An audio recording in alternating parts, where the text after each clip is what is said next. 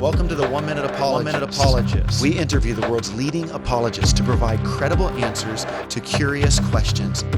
Frank, I think it would be helpful for our audience. I know it was for me when I was in Bible college and seminary, learning how to understand hermeneutics, the science to understand the Bible, and in particular as it relates to metaphor, because I really do think we can paint an inaccurate picture of God if we're ultra wooden in our interpretations. And as it relates to the afterlife, and in hell in particular, we see certain metaphorical language. How do we understand metaphors when we're reading the Bible? Yeah, it's difficult sometimes to figure it out, just like any text. Is this person trying to communicate something literal, or is this person trying to communicate something literal through a metaphor? Because the metaphor is always trying to communicate some literal truth, just not in a literal way. When I read and you read in the Bible, Jesus is the door, we know it means the way. We don't think he has hinges or a doorknob, right? And so, as we said earlier, when we're looking at these issues related to hell, we're looking at fire on one hand and outer darkness on the other. They would seem to be contradictory, because how are you going to have outer darkness and fire at the same time? Fire gives light.